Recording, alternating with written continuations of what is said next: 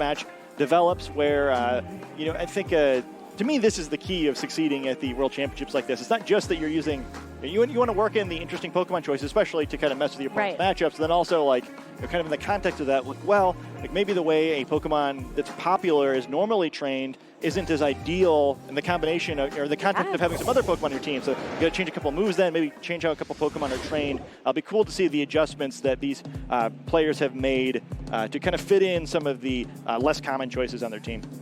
Yeah, I feel like you really hit it there about a theme for this weekend where people are taking classic Pokemon from the meta over the course of the 2019 season and changing them up a little bit.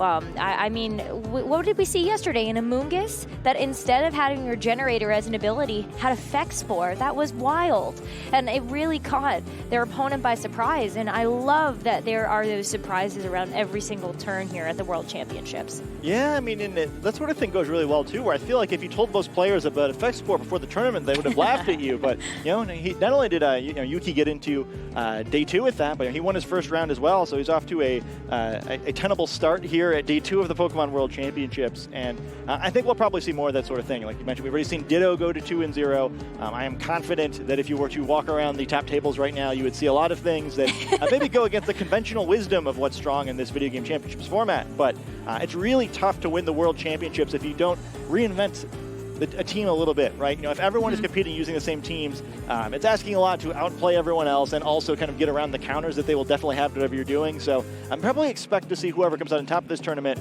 having something a little special. Well, talking about special, we have a few of those here on Eric Rios' team here.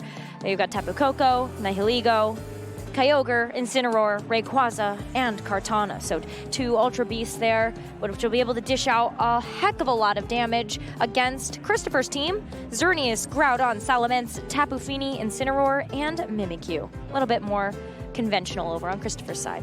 Yeah, a little bit more, though. That Mimikyu is not a Pokemon we get to see too often. I'll be curious, especially like you mentioned, to see some of the Ultra Beasts on Eric's side.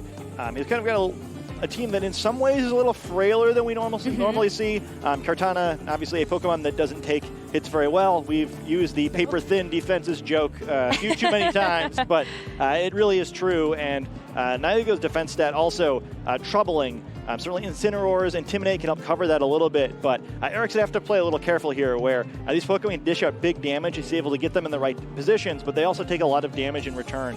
I'm excited about the idea of the Mimikyu on Christopher's side. I'll be curious if he can bring it. There's kind of a lot of Pokemon on Eric's team that it has a tough matchup with, so it'll be cool to see if he can fit in or not. Well, Christopher wants to be able to snuggle with that Pokemon, right? So I would love to see that come to the field, but for Eric, it's going to be very important for turn 0 and maybe up to turn 2 to really set up the board to enable those Ultra Beasts to get those final blows onto Christopher's Pokemon. Well, it looks like we're going to see the Mimikyu right away. Wow. So I'm excited to see this one. Oh yeah, let's snuggle forever. Incineroar and Incineroar coming out. Incineroar and Incineroar. Lots of Incineroar here on Eric's side, along with that Nihilego there, and of course that Mimikyu and Groudon to kick things off for both of these players. So kind of a fun matchup. We get to see both of the players using one of the Pokemon we don't see very often, with Nihilego on one side of the field and Mimikyu on the other. I'm a little interested to see what Mimikyu will do. We saw it a lot in a couple of the previous seasons of the Video Game Championships, often used to help enable Snorlax. This year, we haven't seen a whole lot of it. The Disguise ability is still really powerful. You know, no matter how much damage you take in an attack, Disguise is still going to block one single hit. But also, the supportive elements of what Mimikyu does kind of aren't as strong in this format. So perhaps Christopher's found a different way of using this Pokemon to try and make an impact on this format where it's got to fight the true titans of Pokemon and not just facing off against the other non-legendary Pokemon. I feel like Mimikyu in this team composition is really going to help enable the damage from the big damage dealers like Xerneas, like Groudon, maybe even Salamence here if we see Salamence get brought to the table. But with Groudon as its partner to start off, Christopher has some options here, whether or not to go for some big damage, try to knock out those frailer Pokemon, but it is going to be a fake out onto Groudon. So Groudon's not going to be able to move for this turn. Nihilego also going to fire back here against Mimikyu, popping that Disguise right off the bat. Yeah, Wise, just get that out of the way. Now you don't have to worry about it. Now Mimikyu can be knocked out just like any other Pokemon. And Mimikyu going for a play rough here into the Nihilego slot. Not going to do too much damage there. About 1/5 of that health gone. And that's going to be the first turn. Yeah, both players kind of just tickling each other to start out this one. But it makes sense. Mimikyu essentially has a kind of a reverse focus sash where the first attack doesn't do anything. Yep. Nihilego most often given a focus sash to hold. So by doing a little bit of damage, it allows the next attack, if it's strong enough, to knock it out. So both sides kind of doing the same thing, just trading their defenses. And now kind of after that posturing, we'll likely see them make a little bit bigger plays here. Certainly if you are on Eric's side of the field, you're going to be a little careful with Groudon facing down two Pokemon who are weak against ground type attacks. But Kyogre's coming in. Perhaps Eric looking for a big play here. Yeah, well, at least with Kyogre coming in, we're going to get a weather reset in favor of Eric's Kyogre. It means that Groudon's going to have a tough time dishing out some big damage to Eric's side of the field with that weather boost here. The Primal Reversion going off here. There's that Primordial Sea. And I just think that maybe, I wonder if Christopher's going to read this here. Ooh, wow. Nihilego going for a hidden power here onto the Groudon. Wow, super effective. Barely holds on. A great play, but it's not quite enough. And now there's going to be a ton of damage going the other way. We see Mimikyu firing off a Z move and will almost definitely be fouled by a Precipice Blaze from Groudon. A really cute play by Eric, but we'll have to see if he's given up too much to make it. Definitely super cute here as Mimikyu is going for that Z move of let's snuggle forever. Aww. I love this animation. Yeah, I also love the text. I love the text of the let's snuggle forever. Mimikyu, trying to get the jump on Kyogre here. Its friend Groudon has lost its weather control, but a great way to get rain off the field is to knock out that Kyogre, and Mimikyu is coming down, doing its best. Oh, that's going to be a pretty big umbrella to rain on the parade here. Not going to do a whole lot of damage, but it might put Kyogre in some striking distance for Mimikyu's partner, Groudon. Groudon firing back with a Precipice Blaze to see if they can finish off one or both of the Pokemon. Nihilego at least takes the knockout on that. Yeah, that's a ton of damage going the other way. Perhaps Eric's expecting that Groudon maybe is a little trained a little less defensively than it is, just barely hangs on. It makes a huge difference. Gets that knockout onto Nihilego, gets a ton of damage onto Kyogre, and Christopher's looking pretty good, although there is still the weather control for Eric's side, although Rayquaza is sort of going to negate it here by coming in with the airlock ability, which negates the effect of the ongoing weather. I almost feel like Eric is setting himself up to reposition at the moment. I don't know if Kyogre wants to stay in this instance with Rayquaza as its partner on the field. Maybe bring in the Incineroar, get some more fake-out pressure, get some more of the Intimidates off. I feel like that's kind of where Eric needs to go from here, unless he wants to make a hugely aggressive play. Yeah, I mean, Groudon likely didn't get forced out here either way. Both Id and Mimikyu have been intimidated, which is why Kyogre's still on the field. But it's still it's a tricky spot. Rayquaza has a somewhat free turn here if he can make a read, but Mimikyu with those fairy-type attacks sort of demands an answer of some sort. Well, that answer might be Rayquaza because it will Mega Evolve and stay on the field. Delta Stream now going to change the weather once again. Will help Rayquaza stay a little bit more protected. Ooh, going for a Swords Dance. This is real risky. Yeah, I mean, because he's behind in the game, knows he has to try to do something, hoping that the Intimidate that Incineroar used will be enough to let him get away with this play. Oh, Mimikyu is going to go for that play rough on Christopher's side. Going to do a little bit more, less than half here, and Fire Punch to follow it up. Going to put it down to less than half health. Kyogre's getting an attack off, though. Kind of just cheekily stays in, doesn't get knocked out by a Precipice Blade that never comes, and it's able to pick up the knockout on that Groudon.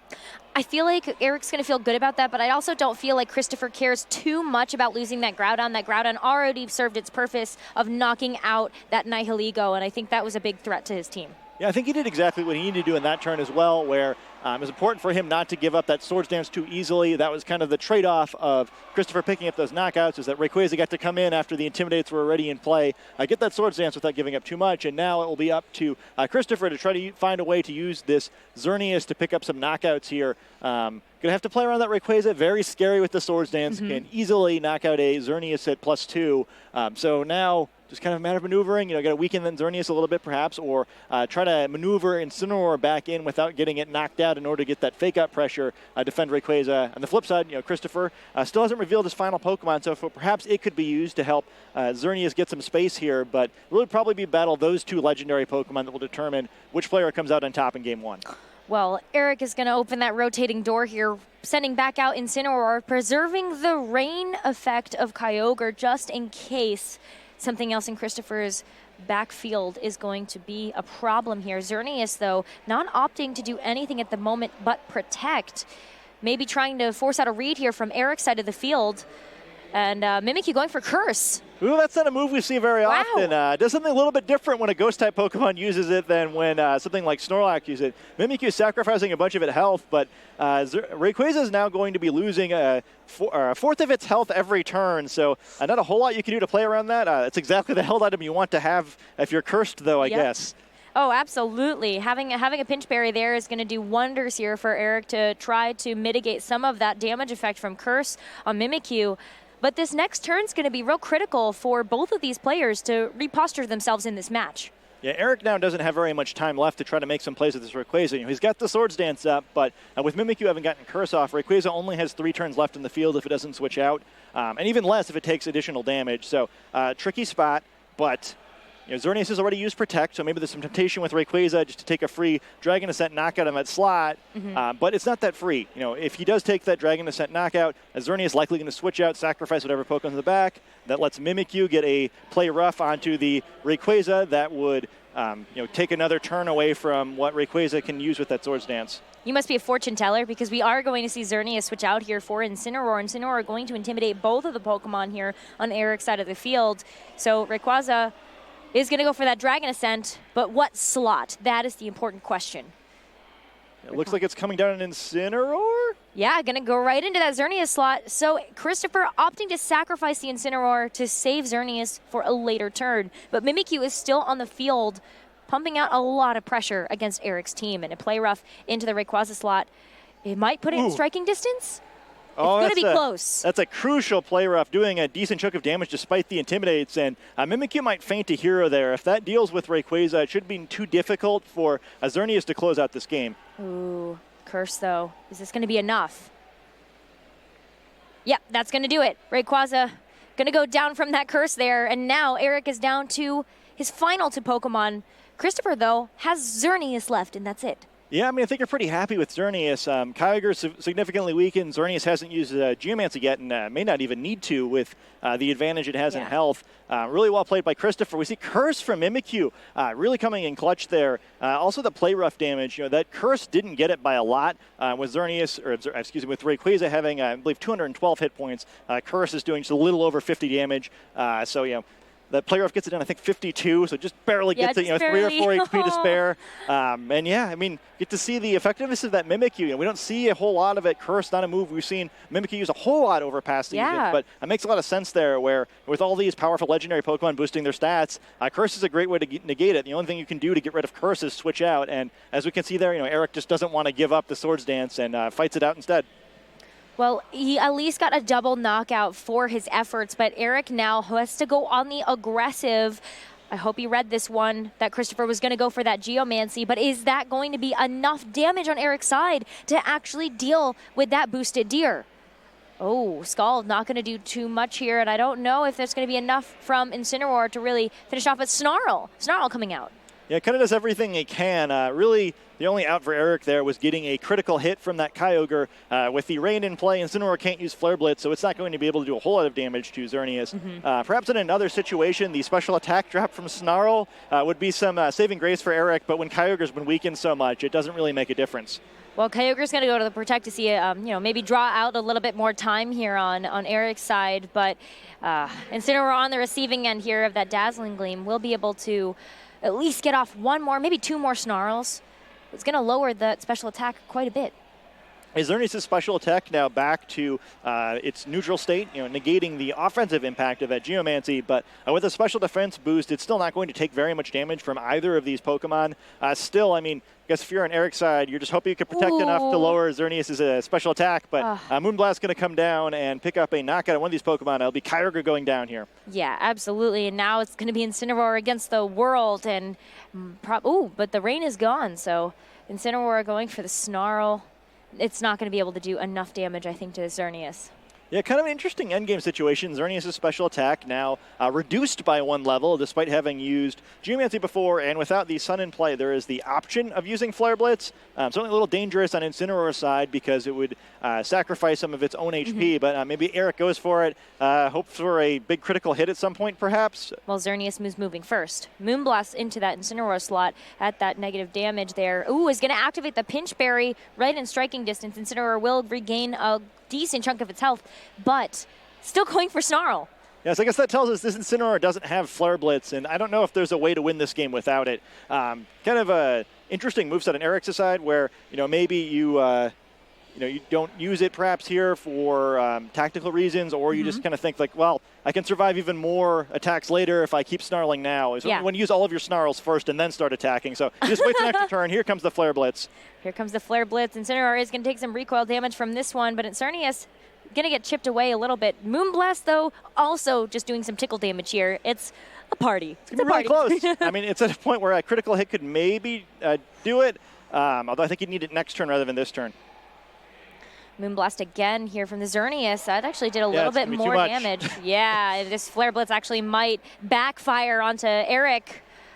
Oh, just barely, not enough here. Xerneas is going to move first on this next one. Yeah, Xerneas will pick up the knockout. He does the math pretty well there. I was kind of wondering if he didn't start attacking a turn too late, but I think he needed to crit either way. So he waits to the last possible moment to go for it. Xerneas picks up the knockout, and we wound up with a very, very close first game there. Absolutely. I mean, look at how down to the wire both of these players went for that round. I mean, we have more games, though. They both played this one really well.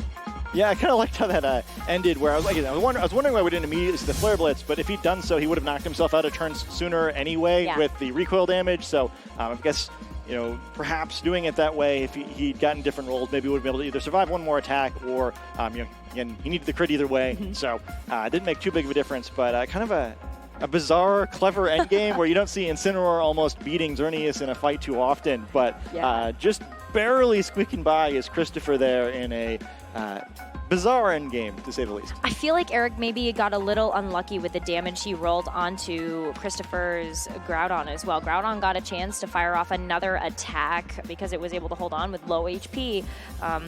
I think that Eric was hoping for the knockout there. Left him a little bit behind, but I think the other star from Christopher's team was that Mimikyu. Mimikyu was able to enable a lot of big damage on Christopher's side of the field. Yeah, I'll be curious to see if Christopher can kind of weather the storm throughout the rest of the series. I think kind of to your point, both of those things, Eric likely not expecting Curse. I don't know why anyone would. It's just not been a thing that players have been kind of trained to deal with. And then, certainly with the way he committed to that play, I think he was expecting a knockout on that Groudon. Well, maybe perhaps find out through the course of the series, was that a damage roll? Every attack, there's a range of how much damage it can do. So maybe it was capable of getting a knockout. It didn't. Groudon survived healthily enough that I would definitely not go for that play again if I was Eric, kind of regardless. But it's still really good information to him, right? Where, all right, now Christopher knows I have hidden power, but at least I know I can't pick up that knockout, so I've got to try to maneuver in that situation differently. Also, in some ways, an advantage. You'd rather get the sneaky KO, but at least now every time that Groudon's on the field with Nihilego, Christopher's going to have to be careful about the threat of that hidden power, so it does give him some board presence he didn't have in the first game. I think if I'm Eric, maybe I feel like using similar Pokemon, I could still win the game, just kind of knowing some things that maybe I thought would work or thought I didn't have to deal with. I think that Mimikyu in particular, it's going to be important for him to knock that out before it can start using moves like Curse. It didn't seem like a big threat at the time, so it made sense he was ignoring it, but it wound up backfiring. I mean, Mimikyu had already gotten off its Z move, so how much more did you really have to worry about there? But now Eric has all of that information to play around that Mimikyu a little bit better, and we're getting ready for that game too. Leads coming out now from both of these players, and Eric leading with a very similar start to what they did before. Nihilego and Incineroar on the field. Just swap places a little bit here, and Christopher as well, going with very similar leads, Mimikyu and Xerneas. Yeah, the big difference is Xerneas coming out immediately. Certainly advantageous for Eric in a way. You don't want to face down Xerneas or Nihilego with Xerneas, but he still has some pretty safe switches. Not a ton of offensive pressure being exhibited by Eric's side of the field here either. We've already seen, I guess we didn't see Nihilego's item for sure, but we didn't see any, because we didn't see any item, it's likely that Christopher was right, anticipating that was a focus sash. Because of that, there's not a ton of neutral damage coming out from Nihilego, but still, Christopher's not going to be able to set up a Geomancy in front of this, so likely going to see a switch on that side of the field. Yeah, Christopher needs to take a minute to reposture themselves a bit here. But what about that Mimikyu? You think that Christopher's going to try to start out a little aggressive with that Pokemon on the field? Yeah, I think that probably Eric should try not to let him. I think he learned how dangerous that Mimikyu was. And yeah, we see Christopher switching the Mimikyu out of battle immediately, defending that disguise this time. So he'll have that to play with later in the match. that might be a great way for Christopher to have a bit more of a late game here. Not that he needed too much of that in that game 1 because it did come down to the wire, but not opting to switch out the Xerneas either. Gonna stay in, use Protect here, and baits out that Sludge Bomb from Nihilego. Really good U-turn by Eric. That could have been a terrible turn if he'd gone for a fake out, or really, I guess anything with that Incineroar instead would have led into a very easy Geomancy for Christopher if he was willing to go for it despite Nihilego. Instead, Incineroar escaping gets to at least put out some offensive pressure with Kyogre here, and now he's kind of saying, all right, well, if you use fake out with Incineroar to stop Nihilego from using a poison type attack onto Xerneas while you use Geomancy, I'm going to pick up the knockout on that Incineroar and get some free damage on Xerneas. So it's some nice posturing by Eric, getting Kyogre in this turn instead of next turn so they can threaten that attack and make the impact of that fake out a little bit more dangerous. Absolutely. I'm really interested to see how Eric's going to play around the Pokemon here. I mean, Christopher really has had a couple of dead turns needing to reposition themselves on the board, and it looks like this is going to be another turn for them to have to do that. Another thing to keep in mind, too, we haven't seen many of Nihilego's moves, so what can this Pokemon do other than Sludge Bomb? Well, we're not going to see that either because of the fake out into the Nihilego slot. This is going to enable Xerneas to get off that Geomancy, but did Eric read that? Is Kyogre going to go for some damage here onto both of Christopher's Pokemon?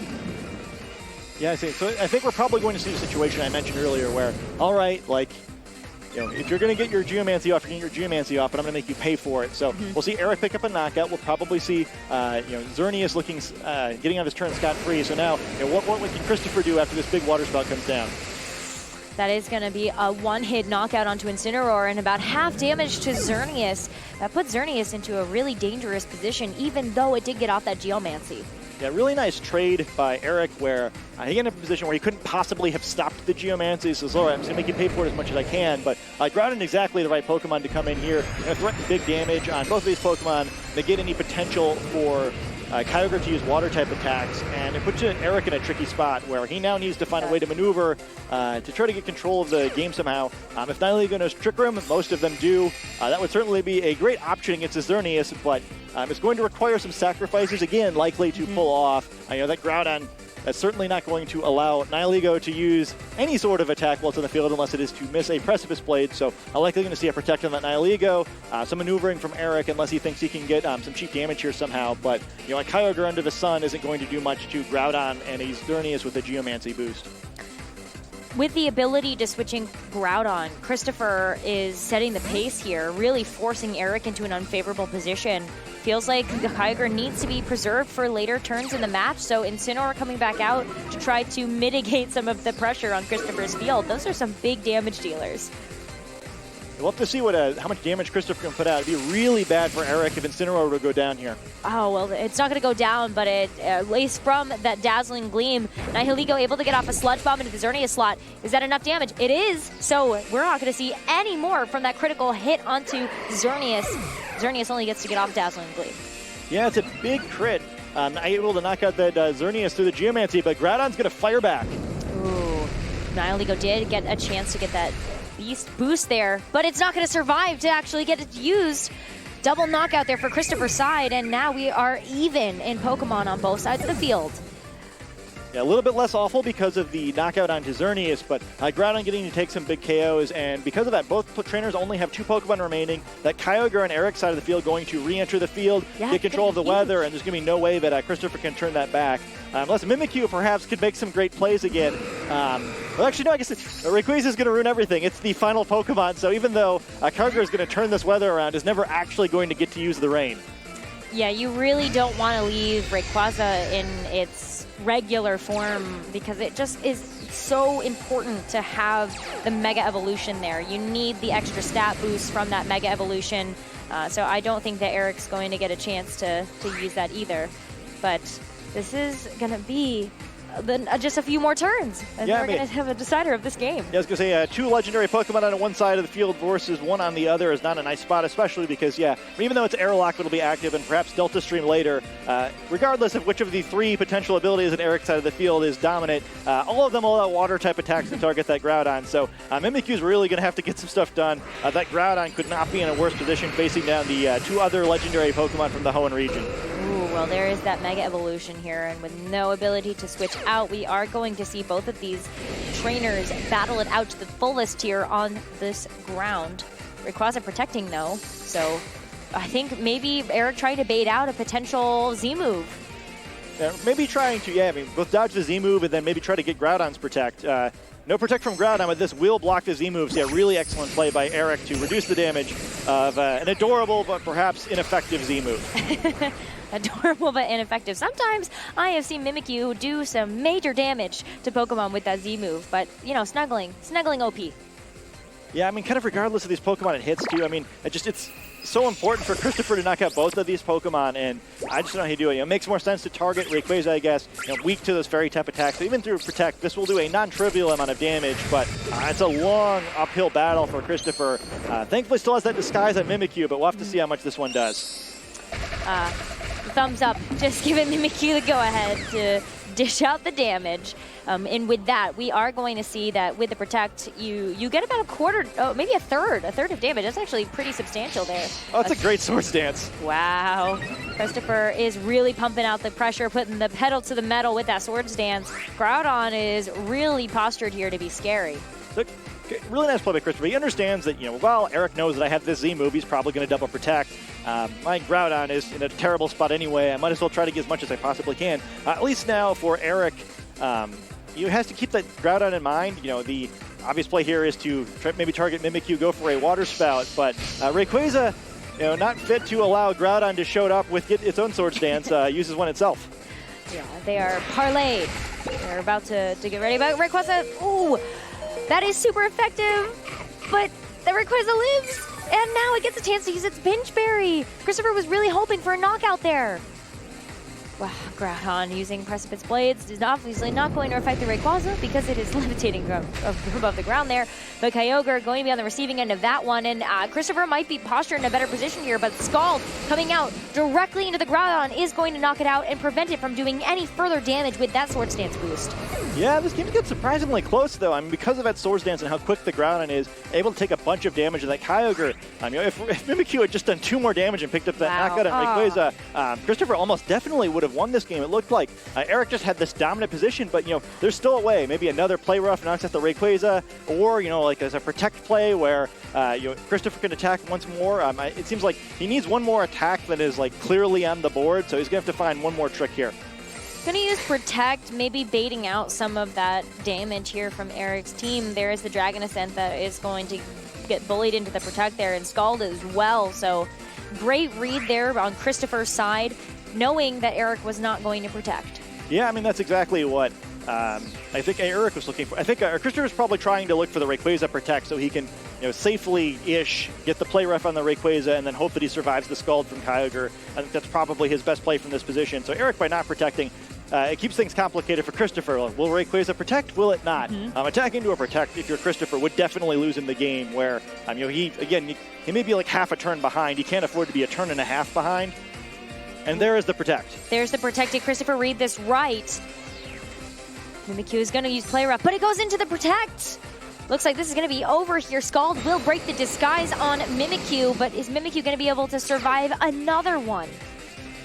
Yeah, so Disguise goes down, but that couldn't happen if you're Christopher, where he did the right thing, I think, the previous turn, trying to get that Protect for free and kind of just have it come down to a mind game. Eric's the one who's able to come out, though. He outsmarts him in this play, and now both Rayquaza and Kyogre are likely going to be able to get a free attack on this Mimikyu. There's no way it's going to be able to survive 2 powerful attacks from these legendary Pokemon. No, Dragon Ascent going to be the first of fire from Eric's cylinders and will do the job in 1 hit. Mimikyu didn't suffer through that one, but it is going to even the score here on this match. Eric now taking game 2, so it's 1-1. Yeah, they got a little close, but we do see Eric able to take advantage of some excellent positioning earlier in that match and finish this one off instead of to a 3rd game. 2 really close matches so far. And I got to say, we always kind of fixate on the more unlikely Pokemon that we see in these matches, but Mimikyu really has been kind of the crux of this matchup so far, where we saw it, it was a key factor in that first game, knocking out the Rayquaza, and then almost pulls it back from Christopher there. You really get to see the power of that disguise ability. In the first game, it went down immediately, where by preserving that second game, he really could have won that 2v1 if he'd made all the right choices. unfortunately for Christopher, not quite able to make that read, but you really get to see the power of a Pokemon we don't see very often. I still think that Christopher was hoping for a knockout into the Rayquaza before it got a chance to use its Pinch Berry there. So, and a little bit of some unlucky rolls for both of these players that have decided the games. Yeah. But we are getting into the team preview here for Game 3. Do you feel like any of these players need to make serious adjustments, or are they just playing out of their minds for this match? Yeah, I mean, I think probably if I'm both of these players, I just want to keep doing my thing where I don't know that the other Pokemon improve the matchup too much, so much as change it.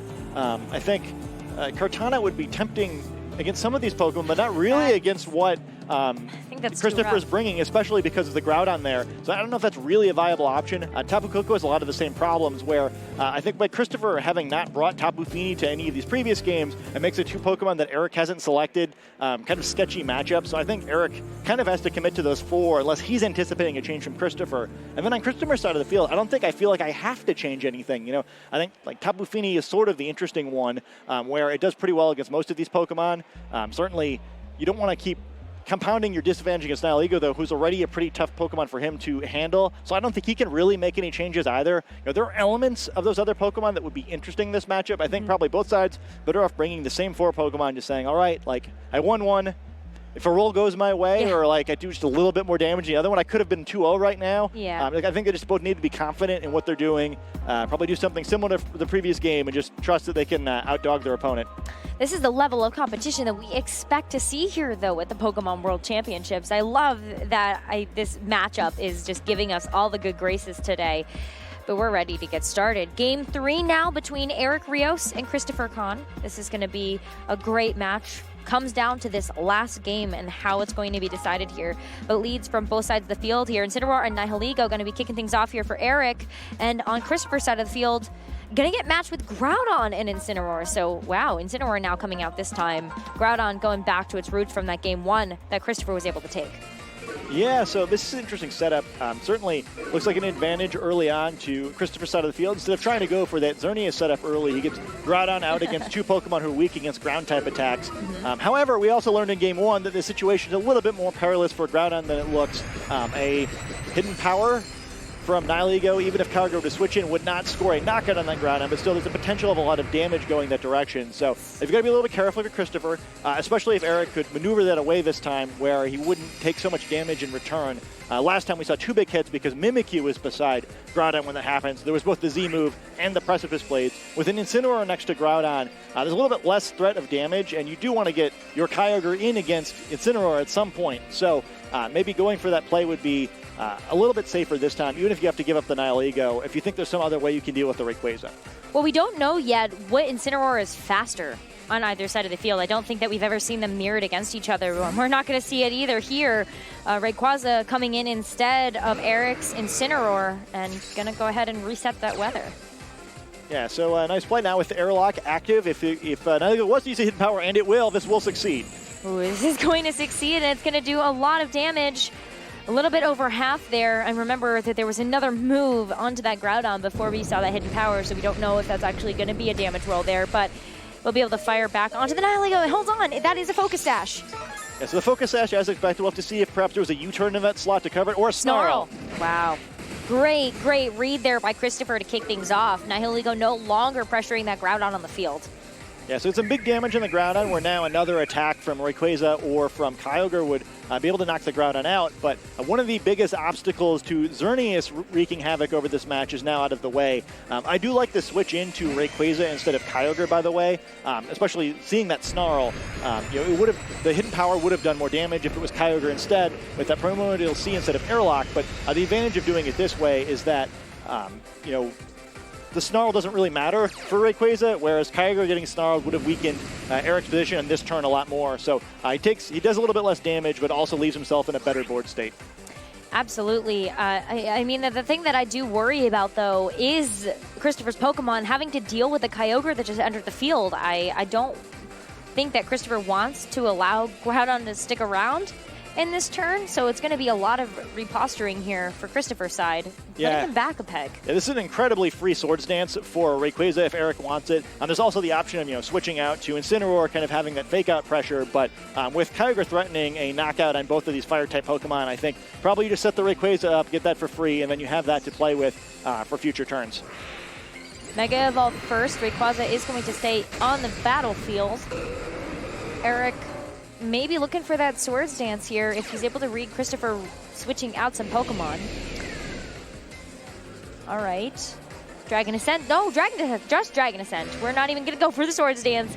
Eric sees a target and wants to take it while there is an opportunity, and it is going to be Groudon. No switches here. Groudon going to take the knockout on there. Weather Control going to Eric. Yeah, I mean, this should still be a double knockout unless Kyogre is for some reason gone for an Ice Beam, and that's not what we'll see. A big Water Spout coming down this Incineroar will be an easy one-hit. Oh, no! Ooh, Whoa! Wow! I don't think we expected that. That wasn't easy at all. No, that wasn't going to be easy. Eric really looking for that knockout onto Incineroar, but Incineroar able to go back and preserve itself for another Intimidate later on. Yeah, that is a sad Water Spout, unfortunately. I guess we learned something with the Incineroar, or I guess see something with the Incineroar, where with no berry activating, it is the Assault Vest that allowed it to survive that Water Spout. Wow. Otherwise, no way you can train an Incineroar if it's going to survive that. Crucial that it survived, however. It can come back in now, use a Fake Out, enable this Xerneas to use Geomancy, and I think that's just a really crucial play from Christopher. Eric probably kicking himself, or now if he'd gone for the Swords Dance instead, he would still have that available. Water Spout would have knocked out Groudon anyway, and not knocked out Incineroar either way, as it turns out. But unfortunately, you hadn't seen that Assault Vest yet, couldn't have expected that play. It makes a lot of sense with the information Eric had, but Christopher perhaps able to hide just enough information for Game 3 in order to pull ahead. Yeah, a little bit of that surprise factor we were talking about before this match. Now, though, Christopher set up a lot better. Xerneas here going to really punish that Rayquaza for not getting that Swords Dance up. Eric still has a lot of offensive pressure on the field. Yeah, I mean, there's a lot of pressure, but Incineroar is going to negate a lot of it, and even though it'll probably faint for its troubles, getting the Geomancy up is going to be really crucial for Christopher finishing this game. Absolutely. I think that was the right target for the Fake Out. Rayquaza not going to be able to dish out any more damage. No more Dragon Ascents from that Dragon. Xerneas going for the Geomancy, will be able to get fully powered up from that Power Herb consumption, and Kyogre able to fire back afterwards. Definitely, if we go for another Water Spout, then Incineroar is definitely going to get knocked out this time. Scald, though. Ooh.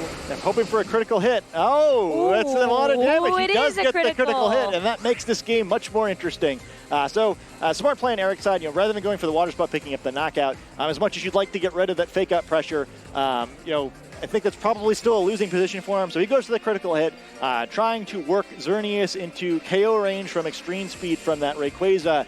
But also, I mean, knocking out both of these Pokemon now from where Xerneas is at is very difficult. Even another Scald would do a lot of damage. The combination of those two attacks would certainly knock it out from here. So what looked like it was a pretty comfortable position for Christopher now with that critical hit, but just not healthy enough to safely close this game. It's going to need some help from Christopher's final Pokemon. Yeah, we still don't know what that is yet, and we're not potentially going to see it quite yet, but Rayquaza going back just in case you do see another weather swap there, may also preserving it because you don't want to keep your Rayquaza in with that boosted Xerneas on the field. Incineroar now intimidate pressure on the board. Kyogre going to stay in here, going to take the receiving end of the Dazzling Gleam, both of the Pokemon. Going to survive through it. Kyogre firing back with a Scald. Is this going to be enough to finish it off? No, not quite. Lots of defense boost there for that Xerneas. U-turn into the Kyogre slot. Going to put it to less than half health. And gets to go back to Christopher, so we do get to see that fourth and final Pokemon. Christopher definitely exhaling there. A burn from that Scald would have been horrible, or a critical hit. Able to avoid both of those, and Mimikyu coming back in. Such a crucial Pokemon in the first two games of this set. We'll have to see if Mimikyu can help Christopher pull this one back. Well, it's fairies against the pressure of a dragon here on Eric's side, or at least the pressure in the back. Really great time to get Mimikyu in, though. So on Eric's side of the field, you're thinking, oh, I got to fake out Xerneas because I can't take another Dazzling Gleam. Doing so, however, there's that threat of Mimikyu getting that Z move out for free, although perhaps you just wait a turn, don't worry about hitting the Protect. And Xerneas is going to take this free Dazzling Gleam. It's going to get a knockout onto the Incineroar, allowing Eric to bring Rayquaza back in, but at what cost? Yeah, Rayquaza is going to have to come in for the Incineroar slot, but Mimikyu going for the Z move. Kyogre did use Protect, so it's going to mitigate some of the damage, but it's time to snuggle. Yeah, barring perhaps even with a critical hit, Kyogre should survive here, but weaken it even more. Definitely going to wind up in range of a Play Rough on the next turn. So, it's still going to be important for Mimikyu, just like the first game. He's got the Disguise preserved. It's going to have some work to do, but starting to whittle down Kyogre's health. Who would have ever thought that the biggest threat on someone's team was going to be a Mimikyu? A lot of damage going to come out here on the very end of things. Eric now has to rely on Rayquaza and Kyogre for the last bit. Yeah, 52 HP left on that Kyogre on Eric's side. Yeah, Mimikyu, possibly the worst snuggler I've ever seen, damaging its partner, but that damage could really make a big difference. We've seen how close Mimikyu has been to picking up some knockouts. It's probably going to need to pick up at least one of these 2 remaining knockouts in his own. Xerneas, highly weakened, and very important that it did not use Protect last turn. It could have taken some damage from Fake Out, but that damage wouldn't really have mattered. Mimikyu using that Z move on Kyogre prevented any potential of Xerneas being knocked out last turn. And it's going to need to at least have the option to Protect here. Certainly on Eric's side, you're looking for an extreme speed on Xerneas, but if Xerneas protects, you want to double target Mimikyu instead. So, can he make the right read? It's going to be extreme speed first into the Xerneas slot. Will take out that offensive pressure, so Xerneas no longer able to use the Geomancy that it worked so hard for. Mimikyu, though, going for the Play Rough. Rayquaza holds on. And gets the Pinch Berry. Yeah, once again, not enough. This time, not even close. And not even close. The combination of these 2 Pokemon look like they're going to be able to defeat Mimikyu once again. Scald now will break the Disguise on Mimikyu, and this might be 1, maybe 2 turns if we see a double Protect. Oh no. I hate seeing Mimikyu's head fall to the side.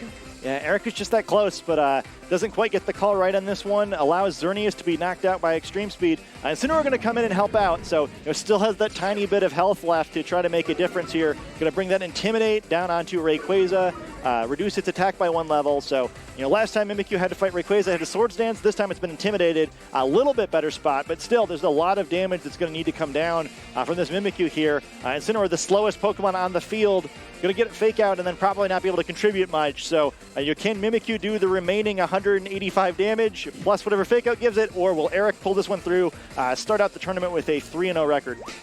Fake Out onto the Kyogre. Rayquaza extreme speed into the Incineroar, knocking it out, so Incineroar will not be able to do any more work for this match. Mimikyu uses Play Rough into the Rayquaza slot. Does not get the knockout! Eric celebrating over there, knowing that this game is all but wrapped up. Yeah, 2 Pokemon left to knock out. Hard to imagine a way Mimikyu's going to get 2 attacks off here. I don't know if, that's a roll or what. Just that close. Looks like you. Poor Mimikyu. If its attack was just a few points higher, it would have knocked out that Rayquaza twice in this series. Perhaps just assuming that, I don't think I can survive a Dragon Ascent either way, so I've got to play for a situation where I don't have to. Such a close set. It is a close set, trying to draw it out as long as possible as well, just in case we can get down to a timer here for these players. But we have less than 11 minutes left, and I don't think Mimikyu is going to be able to hit 5 Protects in a row. Yeah, plus you have Pokemon disadvantage, so not going to help too much even if it does. Really well played set by both sides, but man, just coming short 2 games in a row for Christopher. Heartbreaking way to lose, but 2-1 still isn't a terrible way to start day 2 of the Pokemon World Championships. Oh, absolutely. I mean, we've got 4 more rounds of Swiss. Definitely hopes alive for both of these players, but whoever's going to come out with that 3-0, you're going to feel really good, very confident about how your team is performing so far. So Eric, perhaps not so confident this game is over, concerned about the potential Shadow Sneak, and we do see it. Comes down on Rayquaza instead, so this time Eric doesn't make the right call. Rayquaza gets knocked out, and suddenly it looks like maybe Christopher's going to be the one who takes this one. Christopher baiting his breath right now. I'm at the edge of my seat.